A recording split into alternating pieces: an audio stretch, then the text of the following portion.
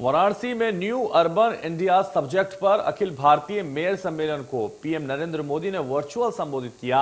PM Modi ने कहा कि जो मेयर कुछ नहीं करेंगे उनकी सूची जारी करेंगे।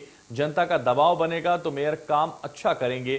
स्वच्छता के क्षेत्र में काम करने वाले मेयर और शहर को इनाम भी दिया जाएगा। वाराणसी में मेयर सम्मेलन में देश भर से 100 से ज्यादा महापौर आए थे और वहीं 4800 से ज्यादा निकायों के अध्यक्ष और उनके सदस्य वर्चुअल जुड़े हैं। पीएम ने कहा कि आप सभी काशी पहले भी आए होंगे। आप पुरानी यादों के साथ पुरानी और नई काशी को देखें। काशी के विकास पर हम सबको मंथन से ही नए विचार और नई कल्पना मिलेगी। पुरानी जो भी धरोहरें हैं उसे सहेज कर आधुनिक युग की ओर बढ़ें और विकास करें।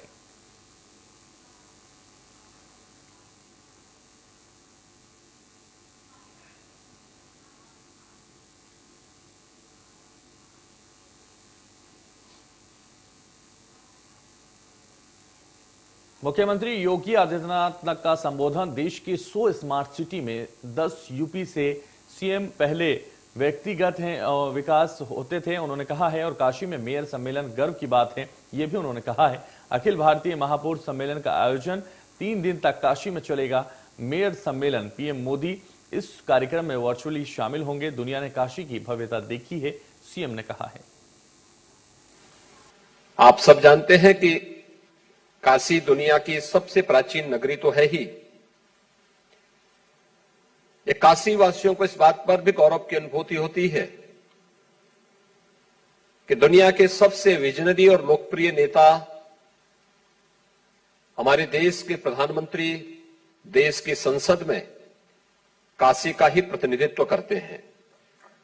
और पिछले 7 वर्षों में काशी ने विकास के जो नए मापदंड स्थापित किए हैं, अपनी पुरातन संस्कृति को बचाए रखते हुए एक नए कलेवर के रूप में काशी आज देश और दुनिया के सामने है।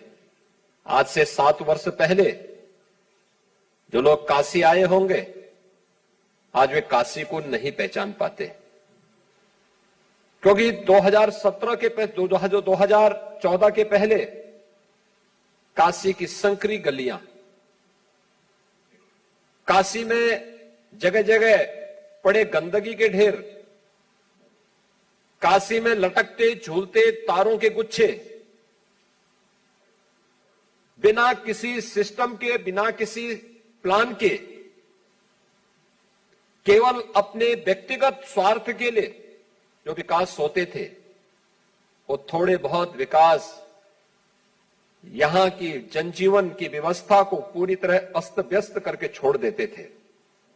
लेकिन पिछले 7 वर्ष के दौरान प्रधानमंत्री मोदी जी के नेतृत्व में काशी ने विकास की जिस एक लंबी यात्रा को आगे बढ़ा करके देश के सामने एक उदाहरण प्रस्तुत किया है।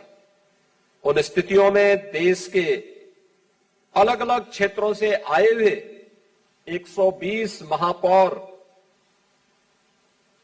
इस व्यवस्थित विकास के इस मॉडल को देख करके, इसको अपना करके और अपने अनुभव को भी इस कॉन्फ्रेंस के माध्यम से साझा करके विकास के सस्टेनेबल मॉडल को आगे बढ़ाने में अपना योगदान दे सकते हैं।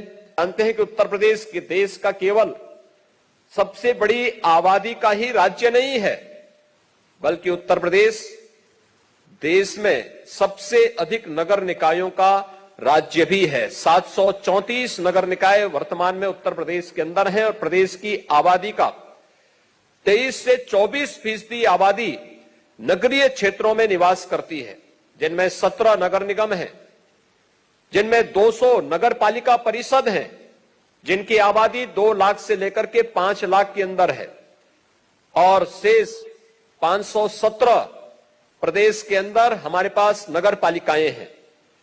ये सभी नगरीय विकास के एक मॉडल बन सकती हैं। 2014 के पहले नगरीय क्षेत्रों में भी रहने वाले गरीबी रेखा के नीचे जीवन यापन करने वाले परिवारों के पास भी अच्छे आवास हो, एक कल्पना थी, आज ये साकार हो रही है। प्रदेश के अंदर 17.5 लाख से ऊपर ऐसे परिवारों को मिला प्रधानमंत्री आवास योजना, उसका एक उदाहरण है। प्रदेश के अंदर नगरीय क्षेत्रों में भी एक जैसी स्ट्रीट लाइट जगमगाती हुई दिखाई दे। एलईडी स्ट्रीट लाइट प्रदेश के अंदर 16 लाख से अधिक स्थानों पर इसने न केवल कार्बन उत्सर्जन को कम करने में योगदान दिया, बल्कि बिजली के बिल को भी कम करने में नगरीय क्षेत्रों में बड़ी भूमिका का निर्वहन इसने किया। शहरी क्षेत्रों में 2014 के पहले कूड़े के ढेर हम सबको नगरीय क्षेत्रों की गंदगी की ओर ध्यान आकर्षित करते थे। नगरीय क्षेत्रों से चलने वाली रेलवे की पटरियां खुले में शौच के प्रति वहां के एक गंदे दृश्य की ओर सबका ध्यान आकर्षित करती थी। लेकिन 2014 के बाद स्वच्छ भारत मिशन ने और हर घर में बने हुए शौचालयों ने, सामुदायिक शौचालयों ने एक स्वच्छता की नई तस्वीर प्रस्तुत की, तो कूड़े के ढेर ने उन शहरों से मुक्ति देकर के आज उन क्षेत्रों में सॉलिड वेस्ट मैनेजमेंट के बने हुए व्यवस्थित प्लांट उस शहरी क्षेत्र की एक नई तस्वीर को भी प्रस्तुत करते हुए दिखाई दे रहे हैं।